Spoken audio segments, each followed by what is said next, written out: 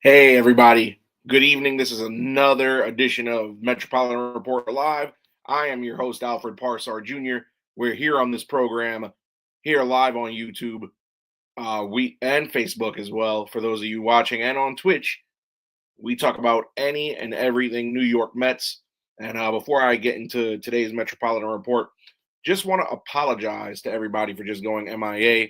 We haven't had a show in 2 weeks. Our last show was 2 weeks ago yesterday.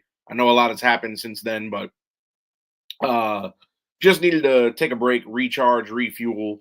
Some scheduling issues in the last 2 weeks, things going on in my personal life, but we are here. We are live.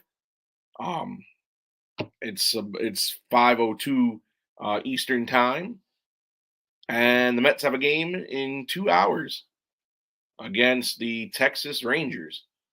So again, I apologize for being absent for 2 weeks with no presence, but here I am nonetheless, still covering the Mets as we've been doing since before the first pitch of spring training.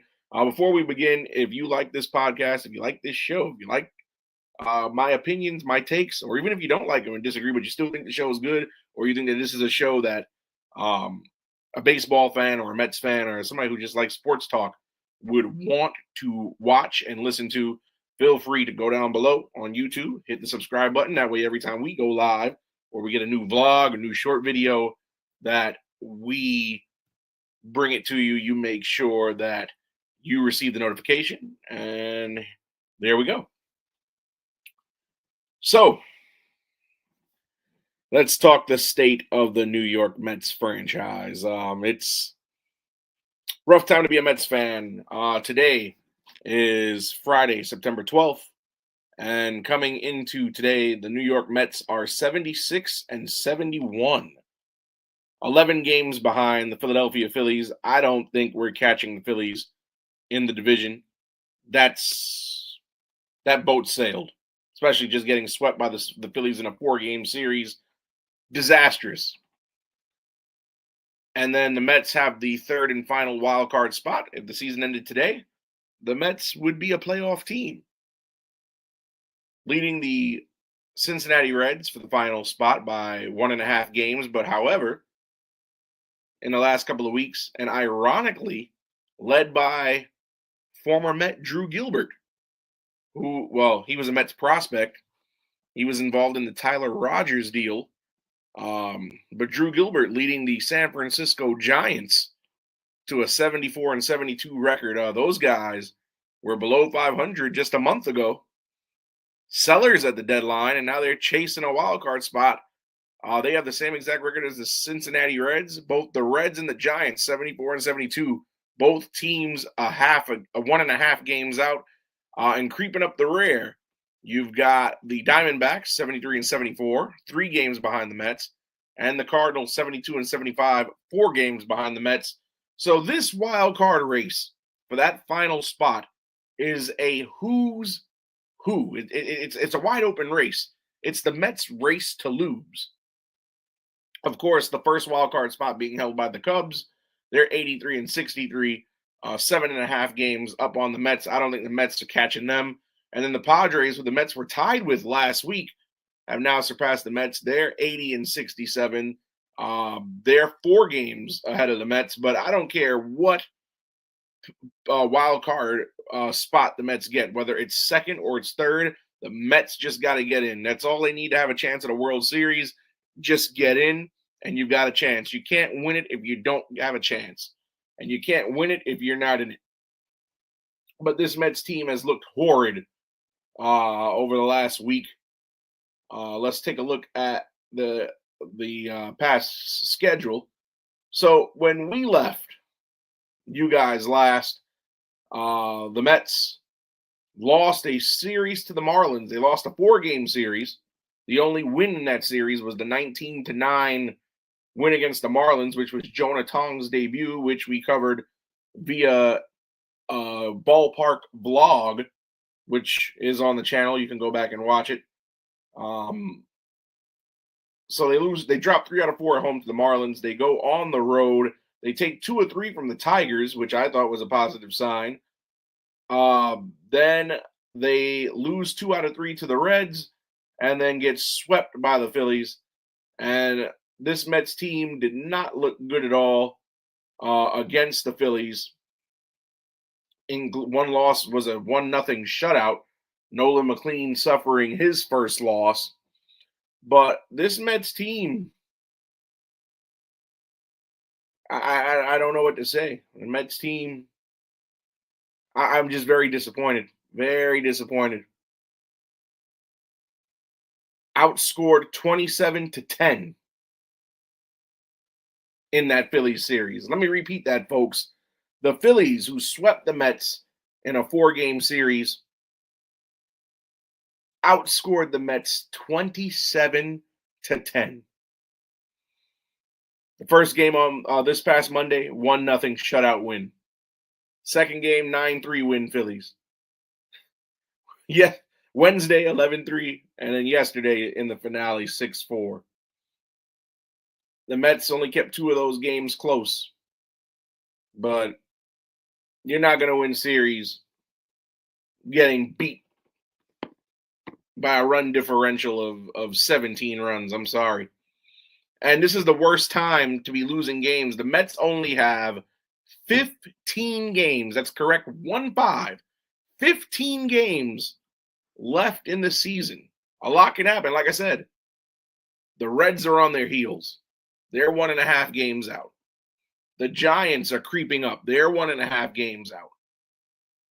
Arizona, 3 games out. St. Louis, 4 games out. And I got to go on record and say it. With all the expectations in the offseason, with the Juan Soto signing, Pete Alonso coming back for the year, the hype that remained in Flushing that was carried over from last season's magical Cinderella season, the expectations in Flushing this year were astronomical. Astronomical. This season was supposed to be a contending season for the Mets. And you know what the worst part is? From April up until mid-June, the Mets were world beaters. At one point, 21 games above 500, best starting rotation ERA, best bullpen ERA, best home record in the majors. At one point, the Mets couldn't lose at Citi Field. Then mid-June came, and it started with that Tampa Bay Rays series, and it's been downhill since. The Mets had a historic August. A historic August. And for the month of August, went 11-18, despite having record offensive numbers. Now, when the Mets were doing all that winning, the offense wasn't good. Pete Alonso carried them for a portion. Lindor carried for a portion. But the Mets were finding ways to win, and the pitching was solid. You look at guys like Clay Holmes, who started the season phenomenal as a starter. He now has a dead arm fatigue is showing. And I said it in spring training. We have the episodes in the archive. You can go back and watch it. Go look at the clips. I said it. I don't know how Clay Holmes is going to pan out all year as a starting pitcher. This was a guy, he was been a reliever his whole career, minus maybe his first year in the bigs in 17. From 2018 to last year, 6 consecutive seasons. The man was a closer. Pitched 1 inning every couple of days, and now you want him to pitch 5 to 6, 90 to 100 pitches every 5 days. He has to transition. Not everybody can be a Michael King or a Seth Lugo and go from reliever to starter. Some of the greatest Hall of Fame pitchers who were starters, they went to relieve, and now they're in the Hall of Fame. I'm talking about Mariano Rivera and John Smoltz. To a lesser extent, Joe Nathan, who's not in the Hall, started off as a starter, went to a closer. Kerry Wood, same thing with the Chicago Cubs back in the day. Started off as a starting pitcher and went to the closer. Then you look at guys like Sean Manaea, missed the spring training, had that injury, was out until July, and he's been getting batted around. He could barely go 4 1/3. Kodai Senga, who's since been demoted to AAA Syracuse. He struggled since the All-Star break, since his return from an injury. He's supposed to be the ace of the staff. And he's pitched so poorly that they sent the man to Syracuse. And he's expected to have 2 starts before they reevaluate him to see if he's fit to be on a Major League roster, which is sad, considering he was the ace of the staff prior to that demotion.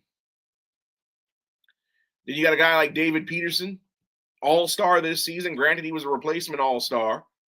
Originally wasn't selected. Was selected as an injury replacement. Well, not an injury replacement. Robbie Ray's pitching schedule. Robbie Ray from the Giants. I believe he started the Sunday before the All-Star game, and he wouldn't be able to pitch. But David Peterson, since the All-Star break, been hit or miss. 1 or 2 good starts here and there, but for the most part, since the All-Star break's been terrible. It's like Dr. Jekyll and Mr. Hyde. You don't know which one you're going to get when David Peterson takes the hill. The lone bright spots in this rotation have been the kids. And I'm talking Tong, Sproat, and McLean. McLean's 4-1. The guy got his first loss, and this is bonkers, folks. McLean pitched as well of a game on Monday as you could possibly hope for a young pitcher to pitch. Nolan McLean,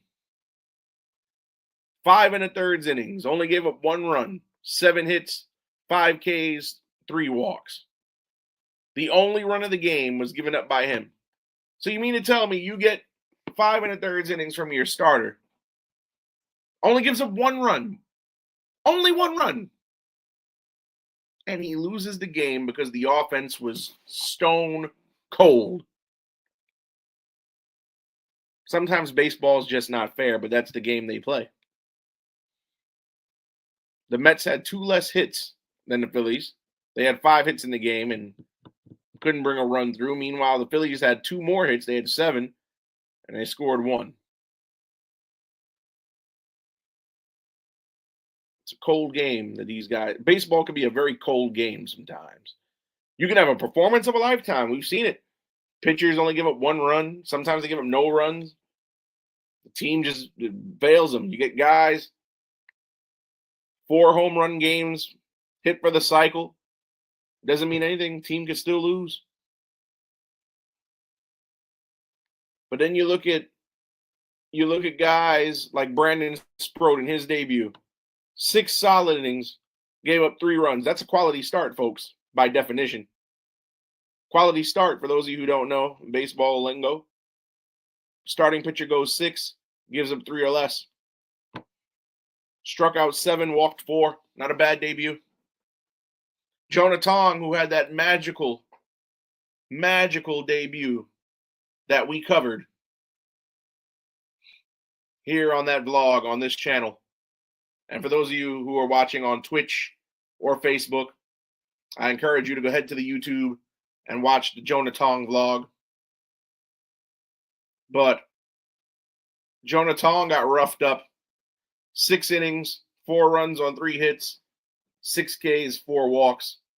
That was Saturday against Cincinnati. But it's unfair. I find it unfair to rely on the kids. This is a team fighting to get to the postseason. And you have 3 rookies in your starting rotation. McLean, Tong, Sproat. and you are resting your hopes and dreams on these kids, which I think is unfair. Now, granted, it's Major League Baseball, it's the show, and every kid dreams, every kid who's grown up loving baseball, playing baseball, dreams of being on a major league roster, especially a good major league roster. But again, these kids didn't ask to be in this situation. And here they are nonetheless. And just so happens, and see, here's the thing. And David Stearns should know better because all the homegrown talent that he developed in Milwaukee in their farm system, you have prospects for either one of two things. You hope they pan out and they're solid so you can use them as trade bait, or you bring them up and they'll be a part of your core for hopefully a very long time. But you don't call them up out of necessity. Brandon Sproat was called up because Kodai Senga was sent down due to poor performance. Nolan McLean was called up because Frankie Montas, who's now out for the season, was moved to the pen.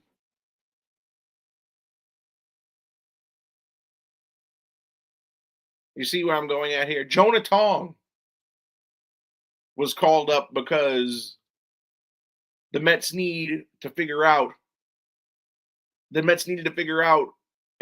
they're going to make the playoffs, we got to have somewhat of a decent starting rotation the rest of the way. This whole situation is disheartening because, as I stated before, the Mets were world beaters for the first part of the year. That's where the disappointment lies. The Mets were world beaters. They looked unstoppable. They looked like a true contender early on in the season.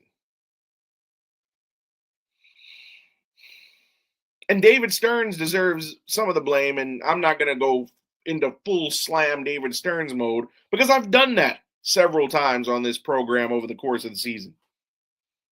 But when you have a trade deadline and most of what you traded for doesn't pan out,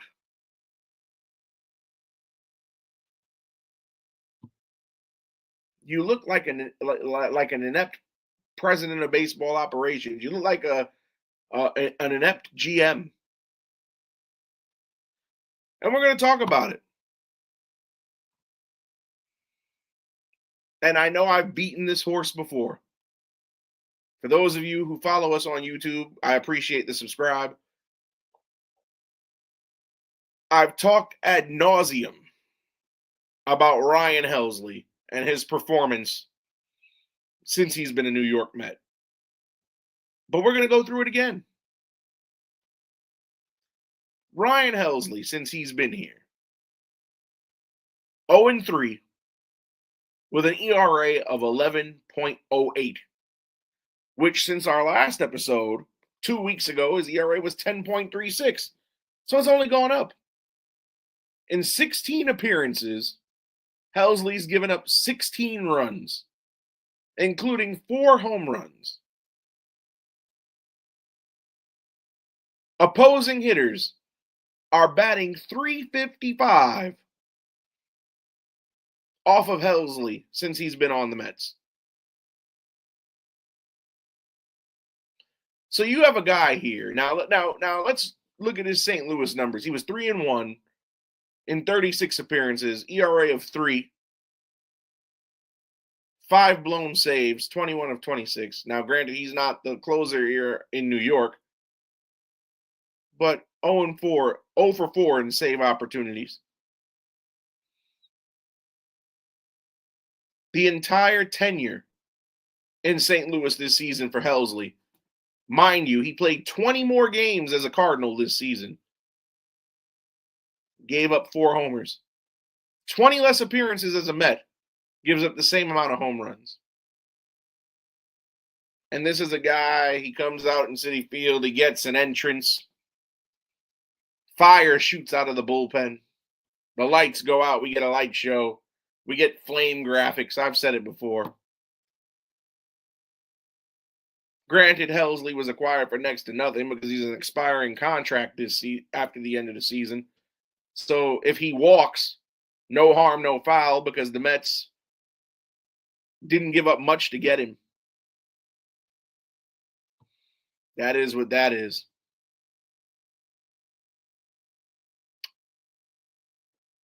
Then we go to Tyler Rogers. Tyler Rogers, since joining the Mets. Now, mind you, the Mets gave up Blade Tidwell, Jose Butto, and Drew Gilbert to get Tyler Rogers. Since becoming a Met, Tyler Rogers, the ERA is still good. They acquired him at 4-3 with a 1.80 ERA. That's what he put up in San Francisco the beginning of the season. This season with the Mets, since he's been a Met, Rogers 0-2, 1.86 ERA.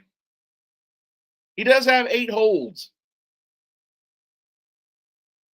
19 1/3 innings in 19 appearances. He's given up no home runs. Only allowed 4 runs. 21 hits, a bit high, but only 4 runs allowed. He's only walked 1 batter in those 19 innings, and he struck out 8. However, opposing hitters hitting 280 off of him. Gives up a lot of base hits, but works himself out of trouble. I got mixed feelings on Rogers, only because this seems like a real fleecing by Buster Posey. Rogers, another expiring contract at the end of this season. Rumor has it he's going to go back to San Francisco. So not only did Buster Posey get Jose Butto, who, since he's been a Giant, has had an ERA slightly over 2. You got Drew Gilbert hitting over 260, leading the charge as the Giants have suddenly woken up. 1.5 games out of the last wild card spot, tied with the Reds.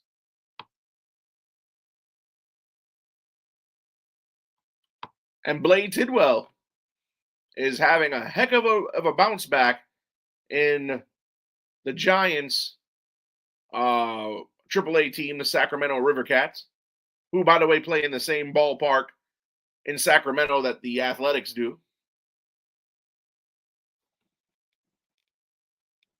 If Rogers ends up not staying with the Mets long term, and in the offseason I hear he signs with the Giants again, I'm going to bravo, Mr. Posey, bravo. Because you fleeced David Stearns, who I think is an idiot, by the way. But you have fleeced an idiot. Listen, get by however you can. Imagine that. You get to keep Butto. You get to keep Drew Gilbert, guys under team control. You get to keep Tidwell if he turns around, and you get Rogers back with his below 2 ERA. He took care of the league idiot. But Rogers seems to be the best acquisition so far. Let's look at Gregory Soto now. Gregory Soto at the deadline, one of 2 trade deadline deals the Mets did with the Baltimore Orioles this season. And dare I say, this was the better one out of the 2, and we'll get to the second one in a second. But Gregory Soto this season as a Met, which is crazy because Gregory Soto was dealt at the deadline 2 seasons in a row. Last season, he started as a Philly, ended the year as an Oriole, started on a playoff team, ended on a playoff team. Not bad. This year with the Mets, Soto, 1-3, 3.78 ERA. Well, in Baltimore, he was 0-2 with a 3.96. So, still 2 games below. Still 2 games more with a loss than a win. That hasn't changed. ERA is basically the same. As a Met, in 16 2/3 innings, 7 earned runs on 21 hits, 4 walks to 18 strikeouts. However, like Tyler Rogers, Soto, opposing hitters hitting 288 off Soto. So you got one guy, opposing hitters hitting 280 off of him, but he has an ERA of 1.84. The other guy, an ERA of 3.78, and opposing hitters are batting 288 off of him. When he was on the Orioles this year, despite being 0-2 with a 3.96 ERA, opposing hitters were only hitting 216 off of Soto. He comes to the Mets, he forgets how to pitch. That's what that seems like. How do you have a guy, you trade for him before he gets here? Mind you, this guy is a former closer in several organizations. Opposing hitters batting 216 against him in Camden Yards. He puts on a Met uniform, steps in Citi Field, 288. 3.78 ERA. But this was a better. I don't like the move. You got him for next to nothing. For 2 single A ball players. But what was David Stearns thinking? Like, you got to understand, the back of a guy's baseball card, 9 times out of 10, will tell you who he is. And I say that to say this. Cedric Mullins. The Mets needed center field help at the deadline. Everybody thought Luis Robert was in the bag. Still crazy to me that the White Sox wanted a king's ransom for a player that they didn't want, who also doesn't want to be there, who's still under more team control. That's insane. But nonetheless, we can't change the past. Cedric Mullins, since becoming a Met, a 183 average, on-base percentage of 297, and 6 extra base hits and 93 at-bats. Somebody explain to me why David Stearns thought getting Cedric Mullins was going to be a good idea. Because when he was a Baltimore Oriole this season, he was batting 229.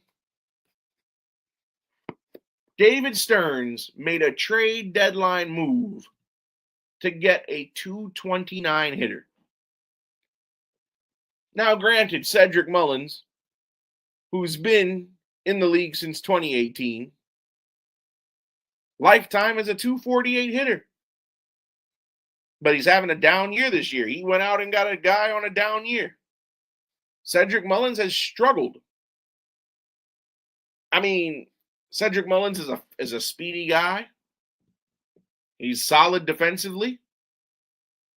But did we really trade for a guy to put Tyrone Taylor on the bench only to have a left-handed version of Tyrone Taylor take his place? Because that's all that it is. Cedric Mullins might as well rename himself left-handed Tyrone Taylor. Putting up worse numbers than Taylor.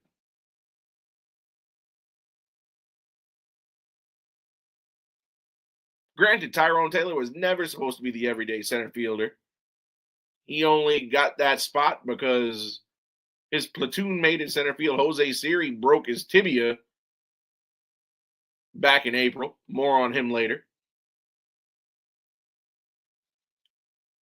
And for the most part, the Mets went out and acquired a player who plays great defense in center field. I can never take that away from Cedric Mullins. But he's a speedy guy who can't hit. Defensive guy.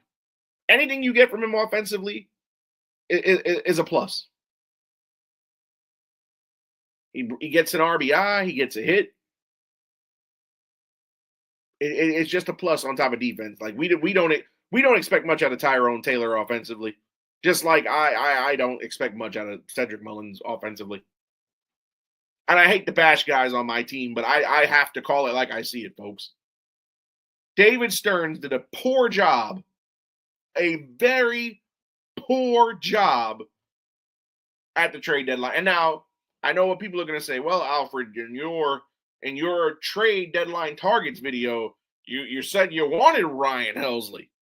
I did, but I didn't expect Ryan Helsley to come here and become a shell of himself,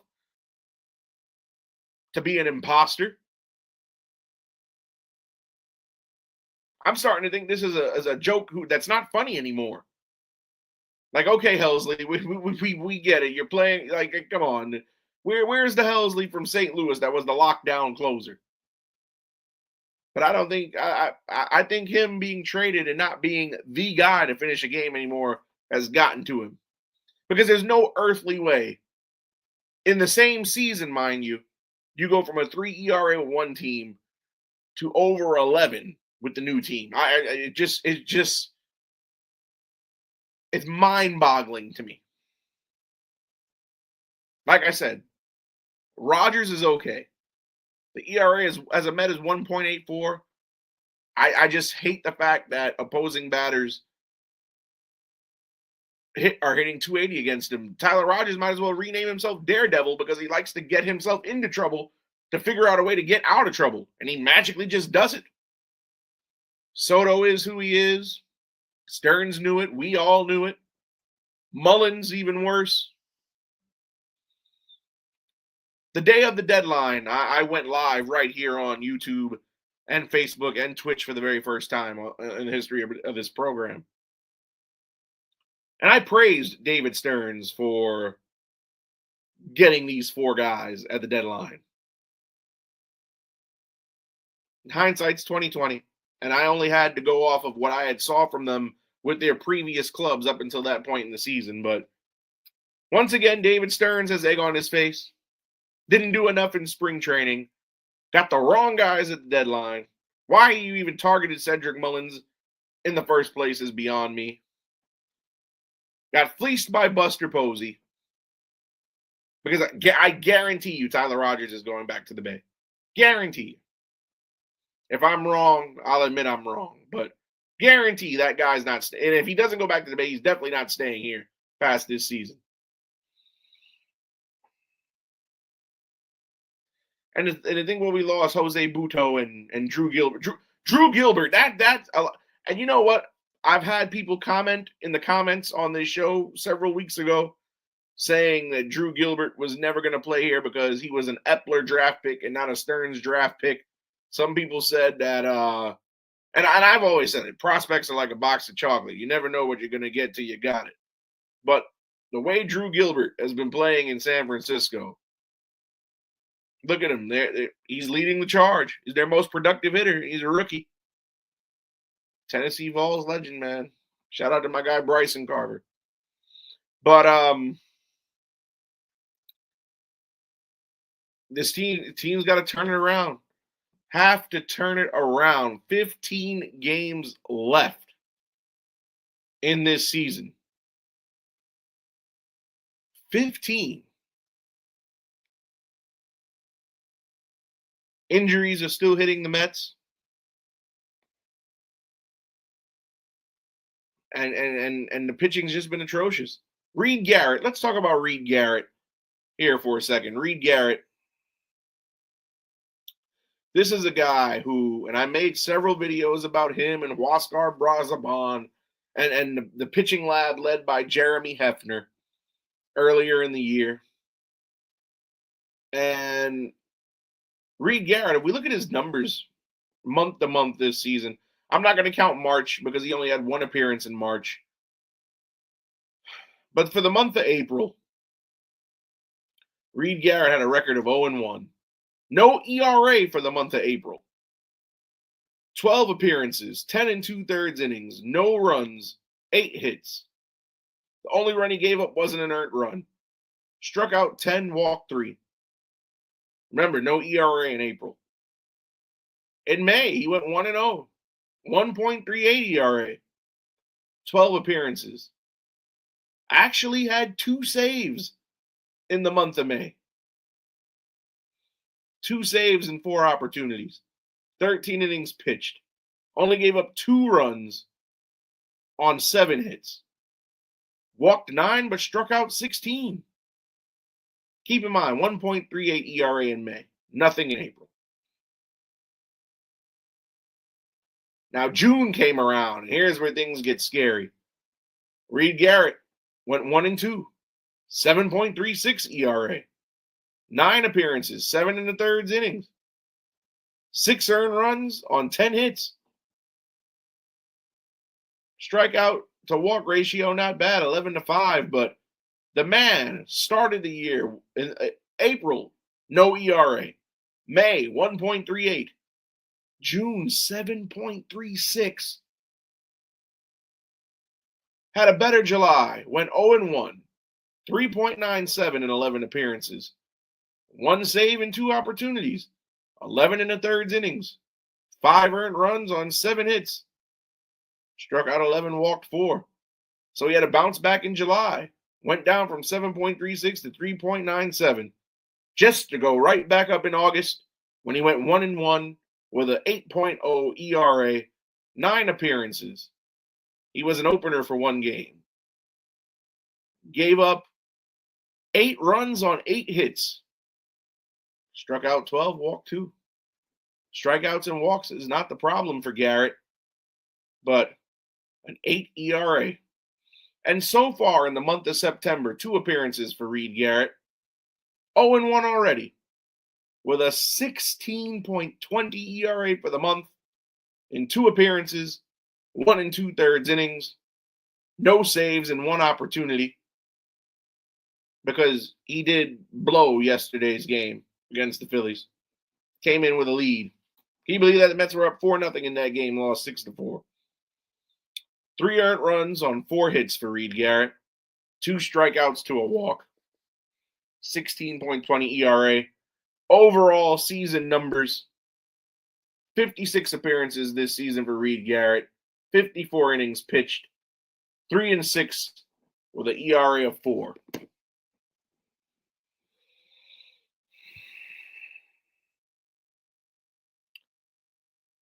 You know, Reed Garrett lifetime is a 4.80 ERA, 12-12 win-loss record. You know, this season I gave Reed Garrett a lot of praise early on. But you know what? Reed Garrett conned us. He conned me. He sure as hell conned me.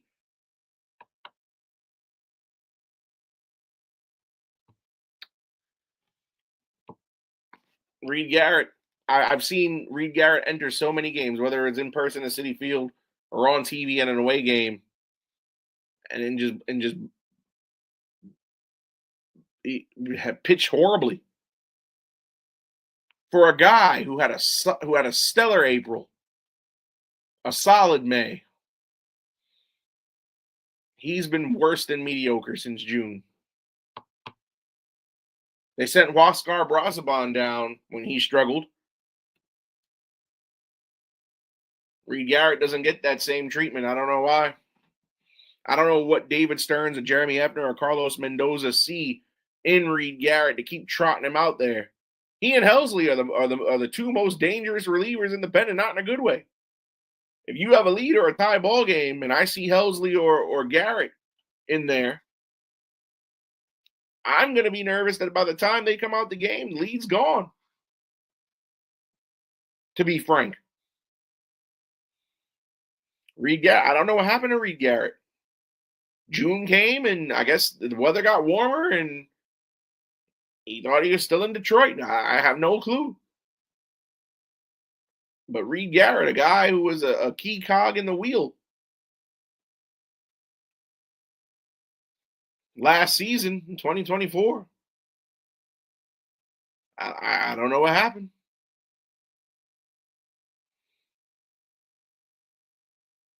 It's become a human piñata.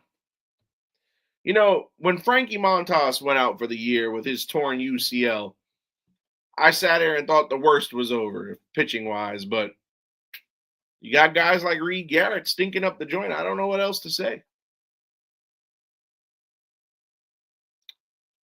But enough negativity for now. Let's talk about something positive here. Out of all the negatives going on in the Mets right now, I have to talk about a guy on the team who was the subject of a lot of rumors, a lot of propaganda, especially from the Michael Kays of the world and the New York Yankee fan base who continue to behave like scorned ex-girlfriends toward this gentleman. But Juan Soto, folks, Juan Soto, who every time he strikes out, every time he has a bad game, Yankee fans and Michael Kay just seem to rejoice and jump up and down and say, he doesn't look like he's having fun. He looks like he doesn't want to be a Met. He regretted his decision. He misses hitting in front of Aaron Judge.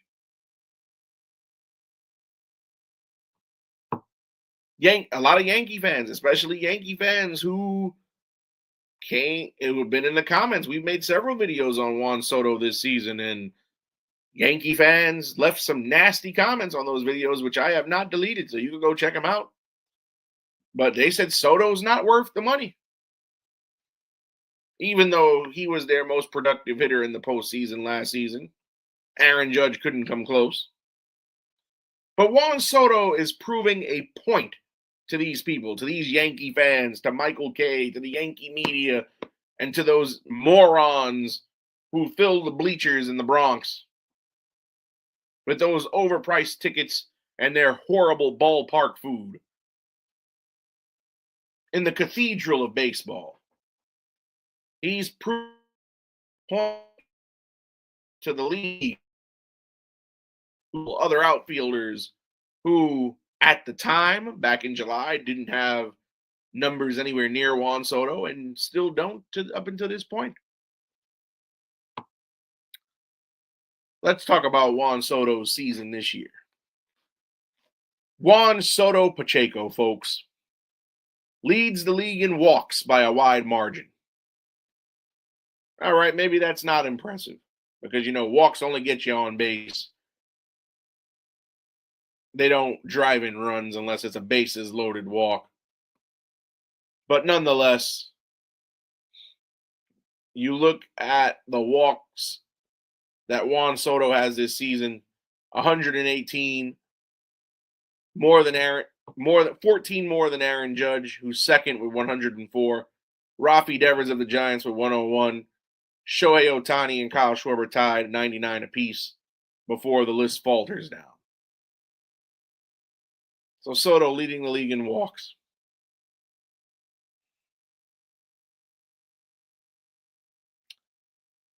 Juan Soto having the season of a lifetime after people tell him, or people have been saying that, well, he's going to have a down year this year. People wanting him to have a bad year this year. You look at Juan Soto's on-base percentage, second in baseball, only behind Aaron Judge. Aaron Judge, 443. Juan Soto, 400. Nobody else in the league after Juan Soto is in the 400s. Vladimir Guerrero Jr. of the Blue Jays in third with 393.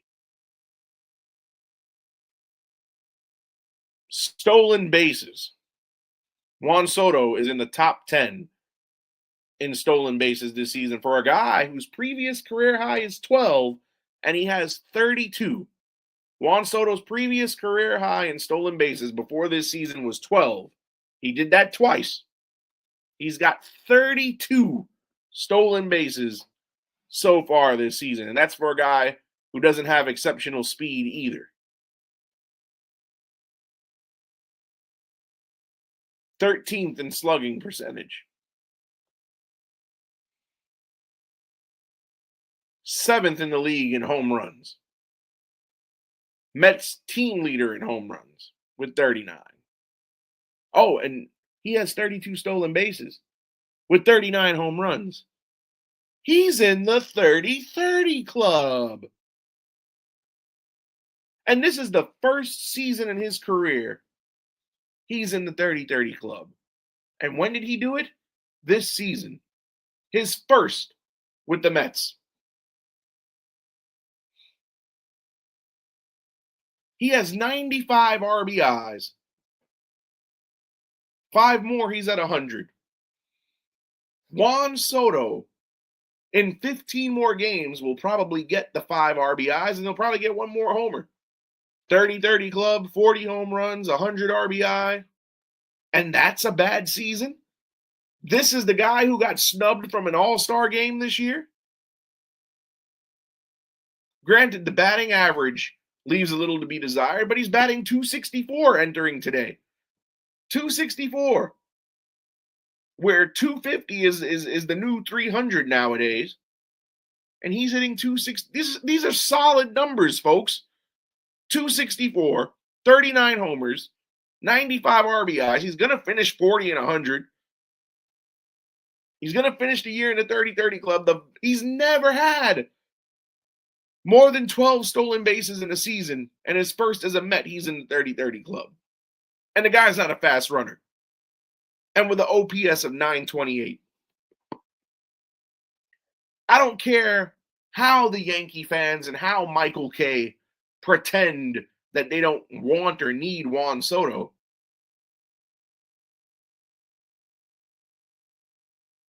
Anybody in Major League Baseball, not even just the Yankees, but anybody in Major League Baseball would love a player with those numbers. So I don't want to hear any more Juan Soto hate because those numbers are exceptional.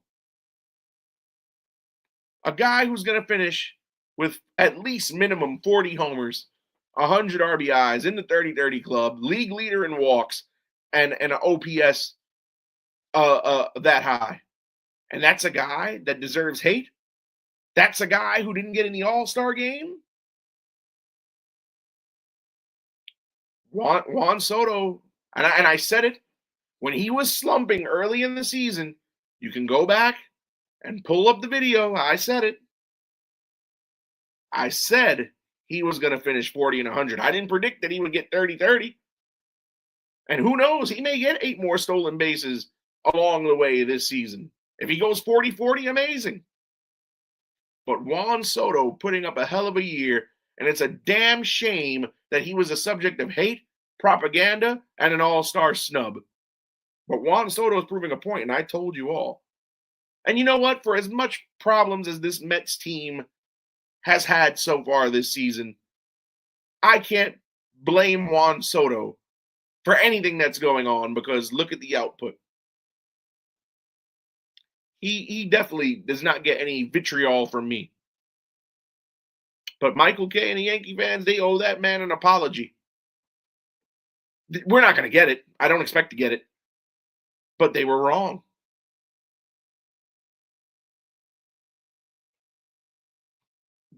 That's simply not a down year. 40 homers, 100 RBIs, 30-30 club, especially for a guy who's never had more than 12 swipe bags in a season.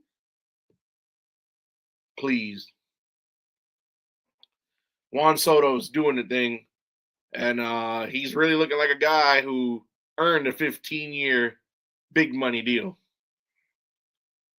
All right, some Mets injury news as we move on here. As we count down to the Mets playing the Texas Rangers in a little over an hour here. But Mets injury news as we continue on.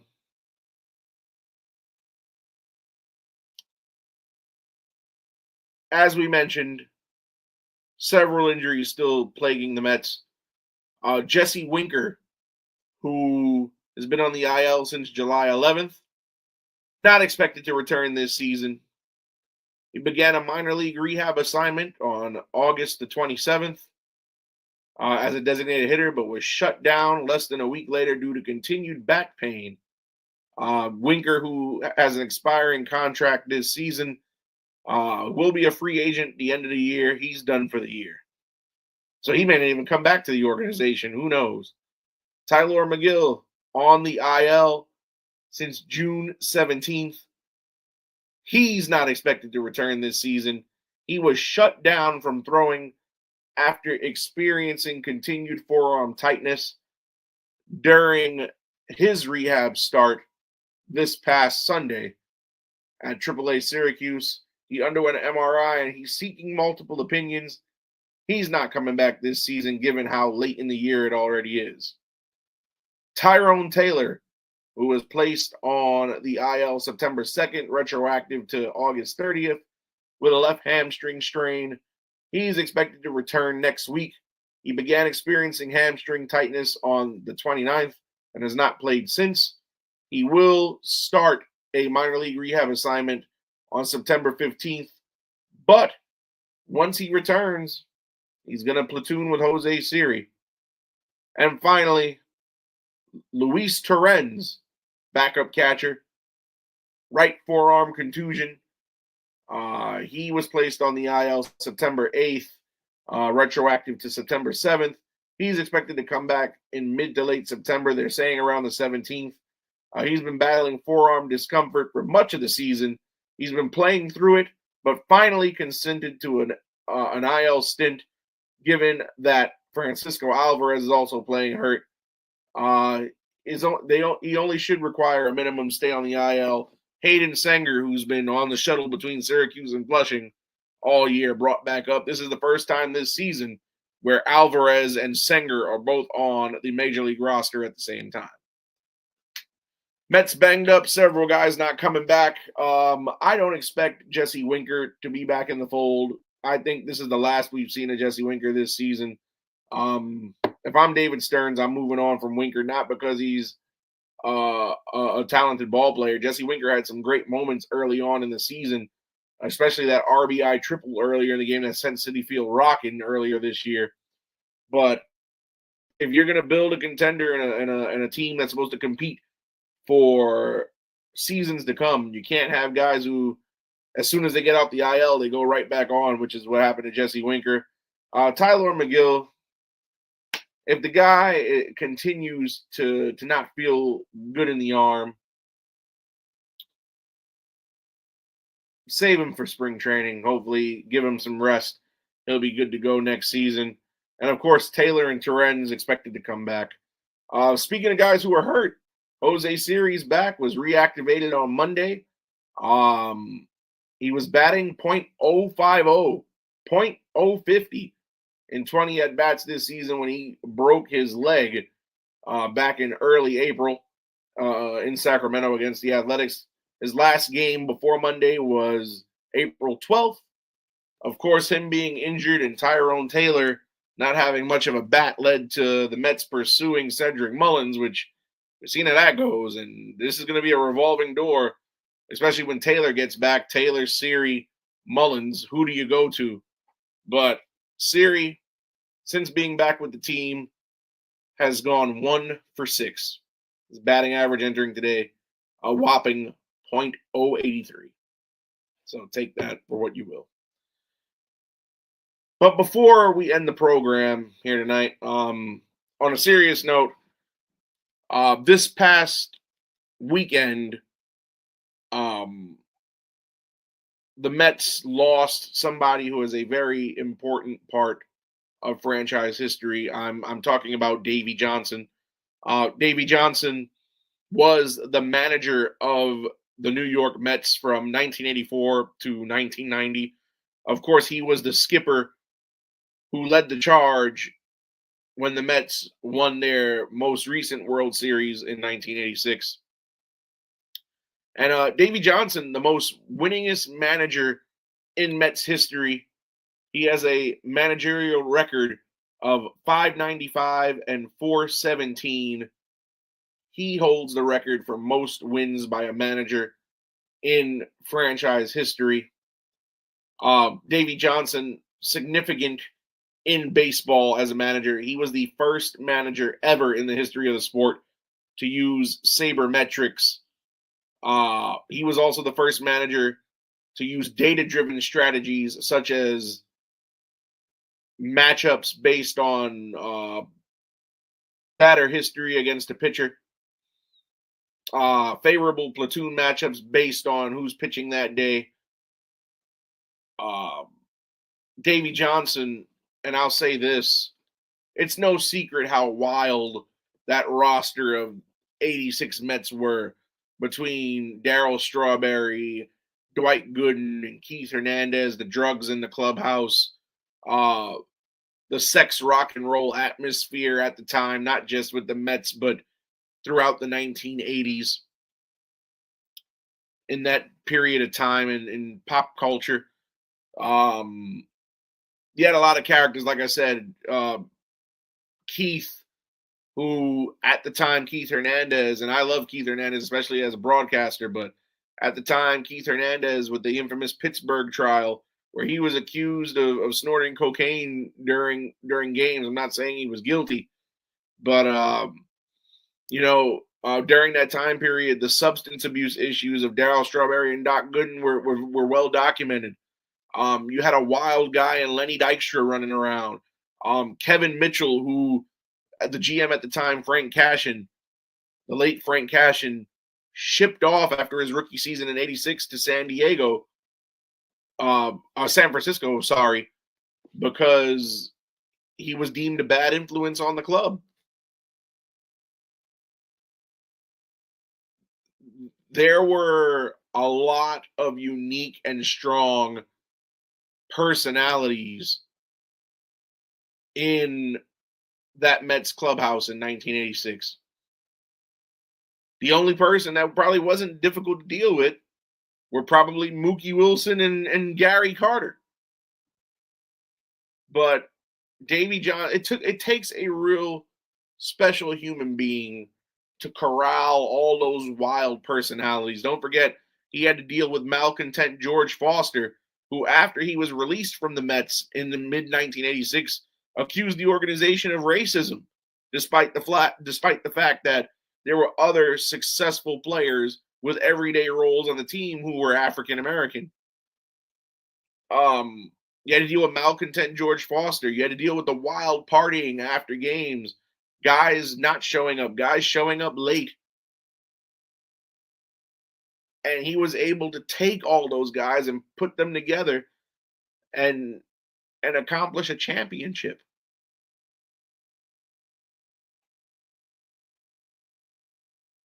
Being a major league manager is not easy.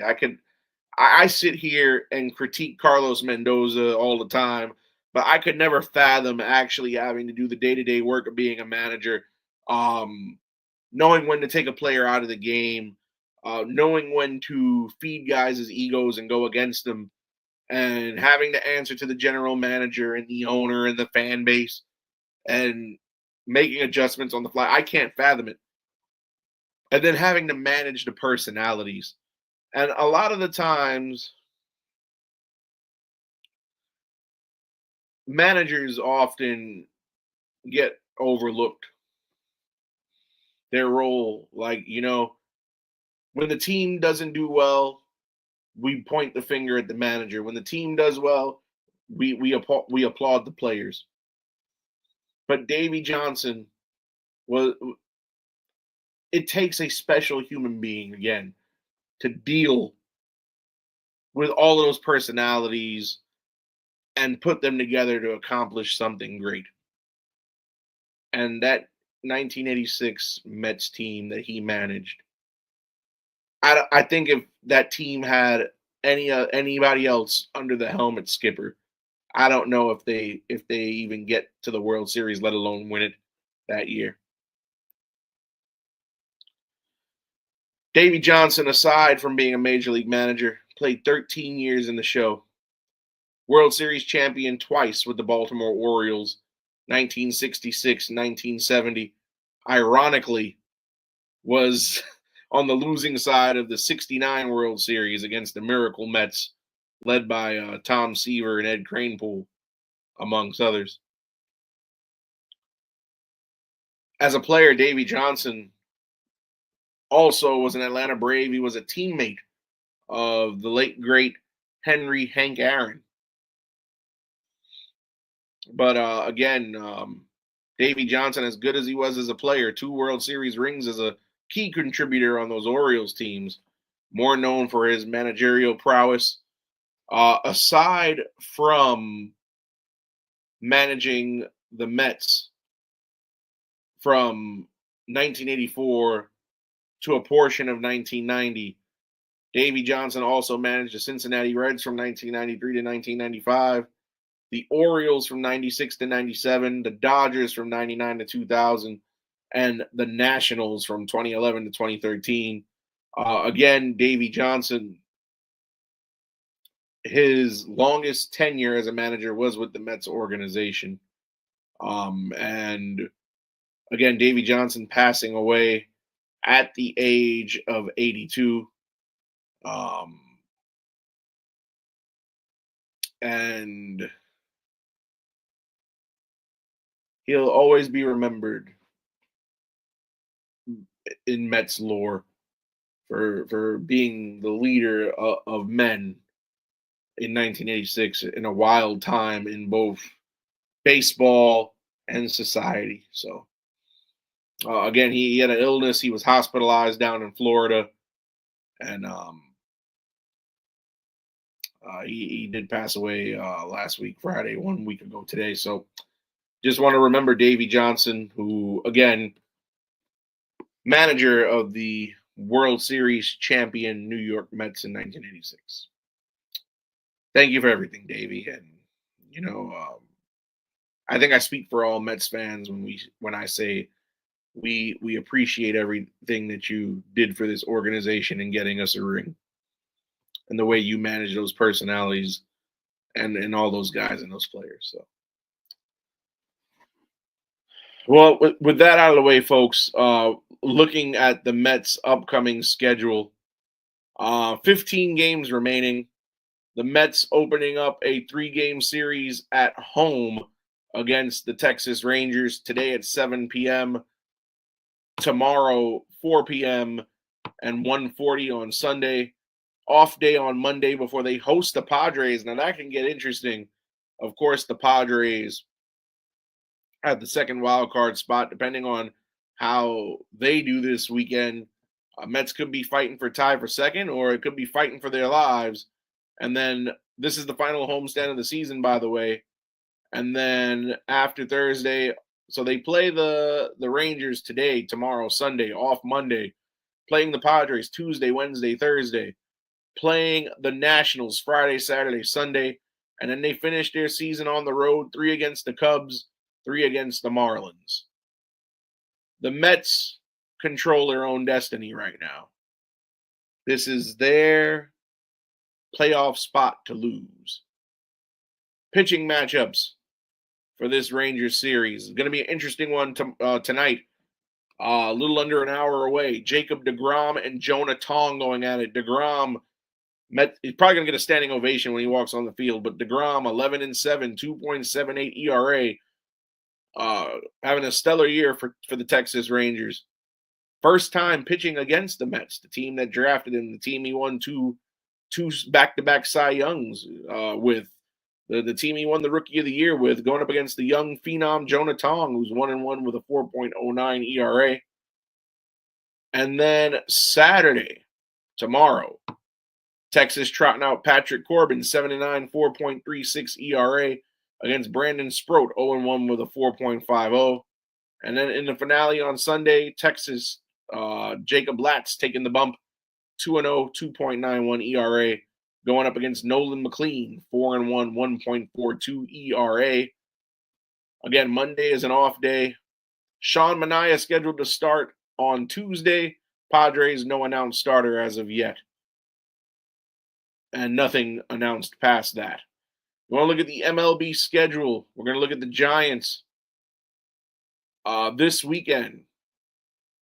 The Giants, who are 1.5 games out of that last wild card spot, they are playing the Dodgers at home in Oracle this weekend. So if you're a Met fan, you'll be rooting for the Dodgers this weekend to create some space.